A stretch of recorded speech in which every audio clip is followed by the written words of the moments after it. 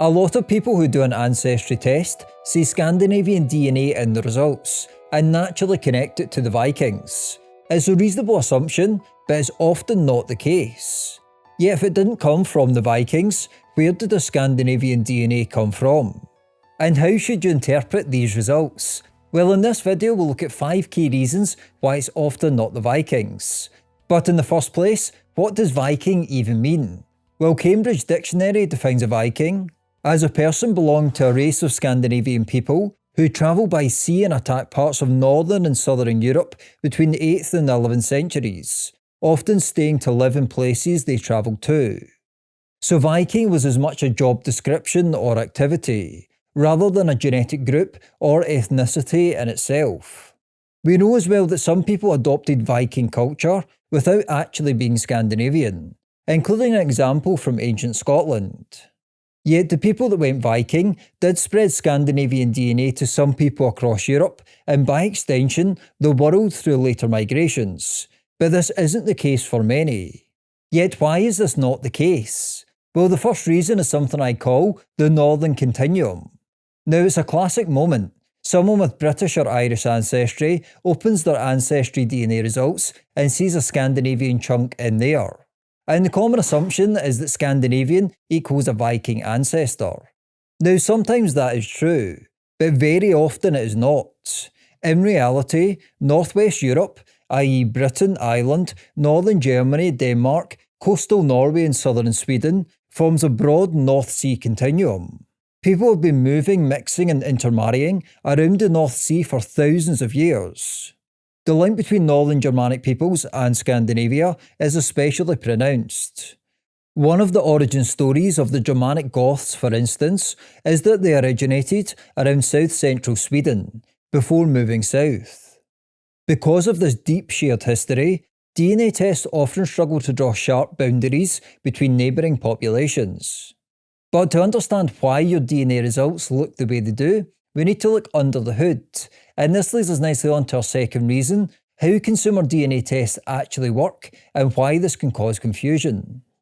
Now, consumer ancestry tests do not look for Vikings, Celts or Anglo-Saxons. Instead, they compare your DNA to reference panels, groups of modern peoples selected to represent regions like Sweden and Denmark or England and northwestern Europe.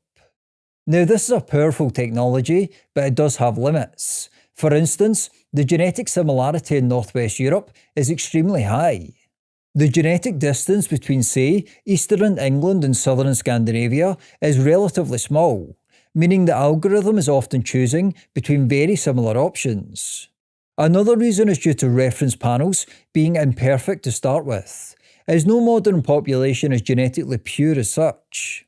If the English reference panel already contains some Scandinavian-like ancestry, for instance, which it likely does in part due to the Danelaw period, the boundary becomes fuzzy. These and other factors mean it's less clear-cut than you may think. The key takeaway is this: ethnicity estimates are probabilistic best fits, not historical timestamps. A Scandinavian label means your DNA segments resemble modern Scandinavians more than any other reference groups, not that you had a Viking ancestor from 900 AD. Ethnicity estimates can also change when reference panels and algorithms change, something you may have experienced yourself. Now, the third reason is something I call the genetic overlap, and this is especially the case for people with English ancestry. Now, we know after the Western Roman Empire collapsed or around that time, the Anglo-Saxons obviously came in and had a dramatic impact on English DNA, especially in eastern regions and places like East Anglia. And these peoples obviously came largely from regions overlapping with modern northern Germany and Denmark. Their DNA was therefore extremely similar to populations that would later be called Vikings, especially Vikings that came from the land we call Denmark today. In other words, separating the genetic impact of Anglo-Saxons from Denmark and then later Vikings or Danes from the same area is extremely difficult. The Normans are also worth mentioning briefly as well. They were descendants of the Norse and obviously had a major impact on many aspects of England and Britain. Their genetic impact was very small, however. outside of some elite families. Yet the point is there is plenty of genetic overlap down through history outside of the Vikings proper. Now you may be wondering at this point, how do you know if you've actually got Viking DNA? And is this even scientifically possible? Well, I'm going to make a future video on this topic, and I'm going to go through some points later in the video as well, just briefly, to give you an overview. But please let me know in the comments below if you'd like to see that video, and if you've got Scandinavian DNA, and what you think the source is. But what about other factors? Well, the fourth reason is to do with the ancient roots in the North Sea world. Now, after the last ice age, Britain was not an island. A vast plain known as Doggerland connected eastern Britain to continental Europe. Mesolithic hunter-gatherers moved freely across this landscape more than 8,000 to 10,000 years ago. Later migrations also had a notable impact on both populations through the Neolithic and Bronze Age, namely early European farmers and steppe ancestry.